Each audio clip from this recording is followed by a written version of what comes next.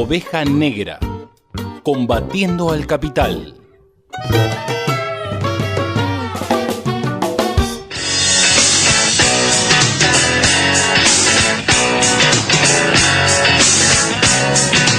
Bien, editorializado el programa número 19, intentamos hacer la segunda carta abierta al votante de Macri. La primera la alargamos a Penita, asumió el nuevo gobierno. Igual a Penita asumió, ya habían devaluado, había eliminado la retención. Ya había 5.000 personas en la calle. Claro, ya en aquel momento habíamos largado aquella primera carta abierta. Nos parecía un momento bisagra para poder hacerlo esta oportunidad. Venimos de un, como dijimos al principio del programa, un fin de semana asiago. La verdad, unos festejos del Bicentenario que no pensábamos vivir de esta manera, ¿no? Las efemérides tienen mucho que ver con las razones, los motivos para celebrar la patria.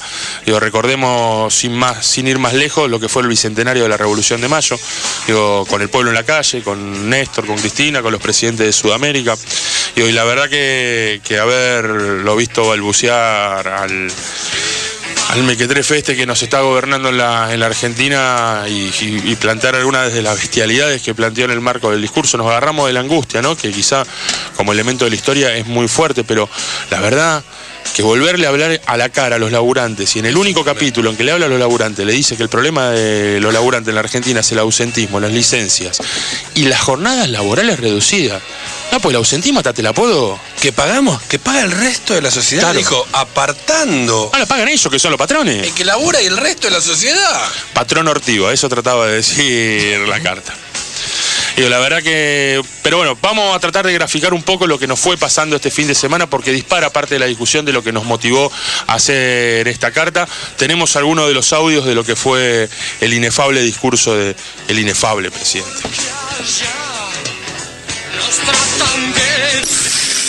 Porque acá es donde empezó la historia. Acá es donde un conjunto de ciudadanos se animaron a soñar. Y hoy estamos todos movilizados con los gobernadores, estuvimos ahí dentro asumiendo compromisos de futuro y tratando de pensar y sentir lo que sentirían ellos en ese momento. Claramente deberían tener angustia de tomar la decisión, querido rey, de separarse de España.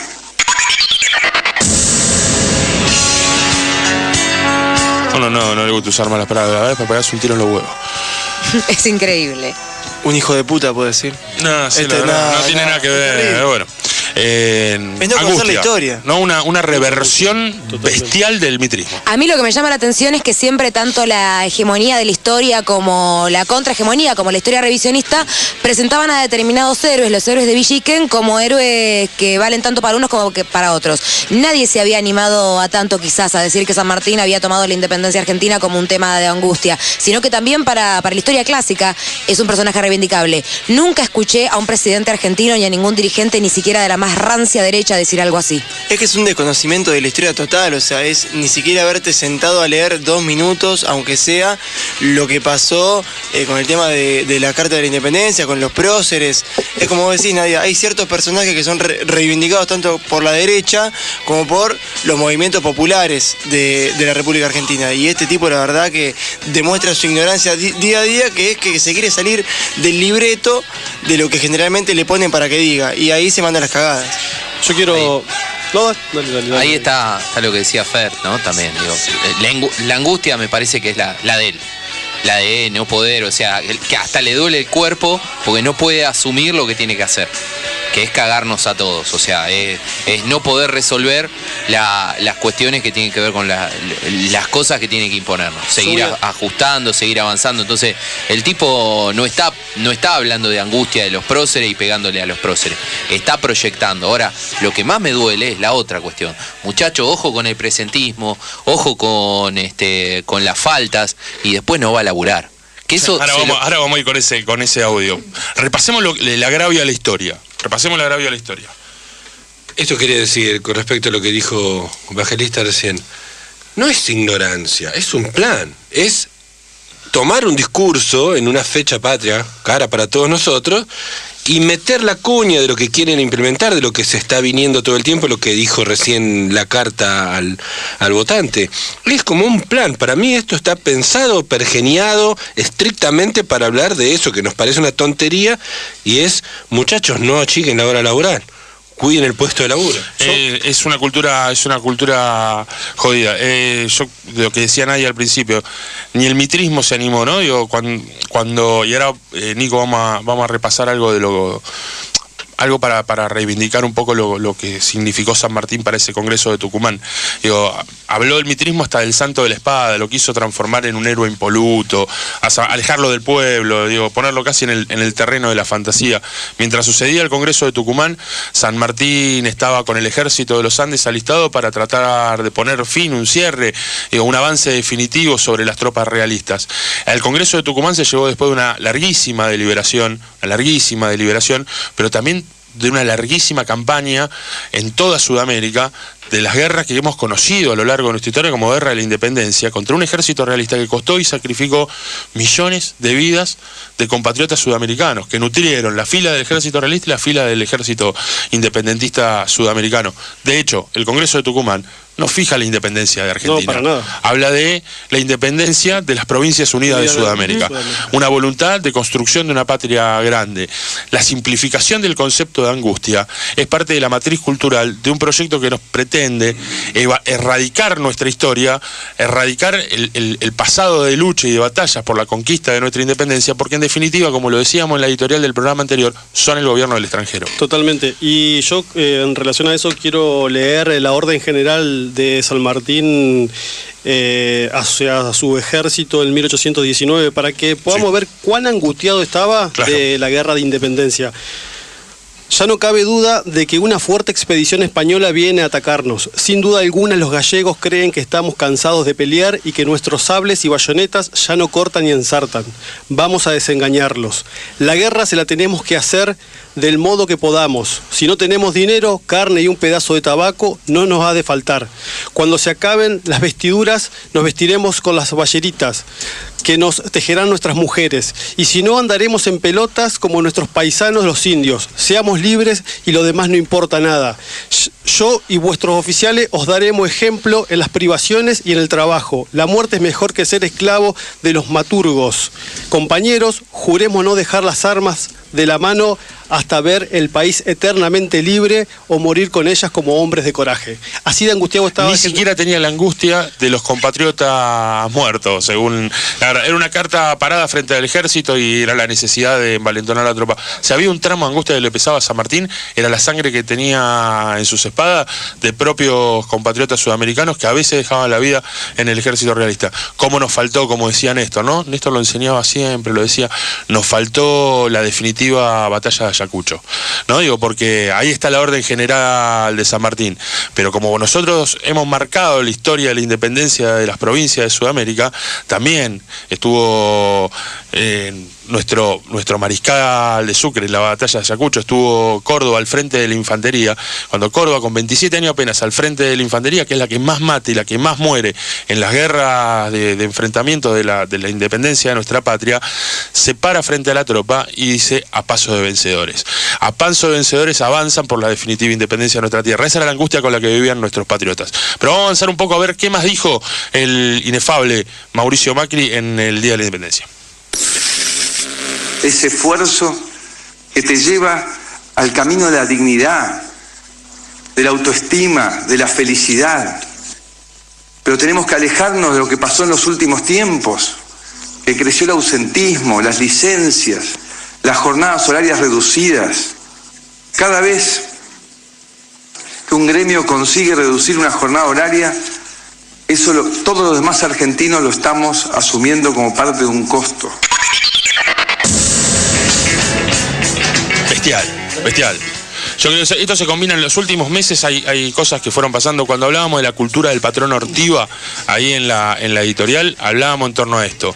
Hace poquito, con el conflicto petrolero, Triaca, el ministro de Trabajo, por una decisión administrativa, usted Nadia me va a ayudar y bien con esto, una decisión administrativa, una resolución de un ministro, tiene el sentido de mérito, oportunidad y conveniencia. Por razones de mérito, oportunidad y conveniencia, el señor Triaca evaluó que tenía que cerrar con la autoridad del Estado, sin acuerdo de las partes, una negociación paritaria. Es decir, se fifaron 5.000 convenio colectivo negociado a la alza en la Argentina en los últimos 12 años de historia. Es decir, tiraron por la ventana el sentido de la negociación colectiva con una resolución de la que hablan de mérito, oportunidad y conveniencia. Con casi 5.000 laburantes en la calle en los sectores petroleros. Con la mitad, no, ¿qué digo la mitad? Con el 80% de las provincias petroleras en conflicto y en paro, decidieron cerrar una paritaria que no conformaba, salvo a los patrones, Aranguren, Amarguren, salvo a Amarguren, no conformaba absolutamente nadie. Terrible la intención de deslegitimar la representación de los trabajadores cuando dice que los sindicatos consiguen horarios reducidos de trabajo. Tremendo. En realidad lo que los sindicatos ponen sobre la mesa es el derecho que tienen los trabajadores para poder conseguir condiciones más dignas de trabajo y poder apropiarse de parte de las riquezas que ellos producen. Entonces me parece que esto va en función, cuando él dice que el salario, ¿no? Digo que esto lo pagamos entre todos, lo que está diciendo es que el salario es un costo. Y es un costo y es una variable que hay que flexibilizar para bajar esos costos. Y no que el salario es un elemento que dinamiza el mercado interno, que dinamiza el crecimiento de la economía y que sobre todo garantiza condiciones materiales de existencia y dignidad del pueblo y de los trabajadores. A mí me pareció conceptualmente muchísimo más brutal. Me recordaba a lo que fue la discusión de la ley antidespidos y me parece que es gente que no se enteró que en la Argentina la esclavitud quedó abolida ya. Eso que vos decís de que de reducir la jornada laboral en trabajos que pueden ser insalubres o en trabajos que no, pero digo, trabajar 15 horas seguidas es insalubre para cualquiera, me hace pensar que no se enteraron que se abolió la esclavitud en la Argentina. Totalmente, y aparte también, digamos, él no desconoce de que el 35% de los trabajadores no está registrado, es decir, que no está regulada su situación laboral y por lo general trabaja más de 6, 8, 10 o hasta 12 horas por día. Y tampoco tiene paritaria, tampoco tiene obra social, tampoco tiene acceso a otros derechos que sí tienen los trabajadores que están registrados y por lo cual sus representaciones gremiales todos los años o a través de la historia también han disputado frente al capital y frente a las empresas lo que es justo, lo que le corresponde a los trabajadores. Esto es terrible. Disculpen, estoy veterano, capaz que soy el más jovato de acá, naturalmente, y sigo siendo, y soy ingenuo, porque tuve la sensación en esta última década que este tema no lo íbamos a discutir mucho más. Yo me convencí de que era para adelante, era que no nos quiten. Estamos discutiendo algo y a pesar de la edad que tengo, creí que en los últimos 10 años habíamos estado en una meseta en la cual, bueno, a partir logramos esto. Que había un piso. Era la gloria. Era un piso, llegamos a un piso, qué bueno. Sí. No, duró 6 meses. Es el piso más fácil de destruir también. Esto acá en la mesa es el más débil. Me da miedo. ¿Sí? Nada es irreversible, nada es para siempre, las peleas son para adelante. Cuando la primera carta abierta me pasó el 11 de diciembre, un día después de que asumiera Macri, salgo a tomarme el subte, me tomo el subte hacia mis últimos días de trabajo en la zona de la Plaza de Mayo. Cuando llego hasta ese lugar, me encuentro que uno de los laburantes del subte tenía pegada la foto de Macri en el zona de expendio de la tarjeta SUBE. Y pensé en la carta abierta que terminamos produciendo colectivamente en la Oveja Negra en aquellos primeros días de gobierno de Macri. Y esta tiene mucho más que ver con eso.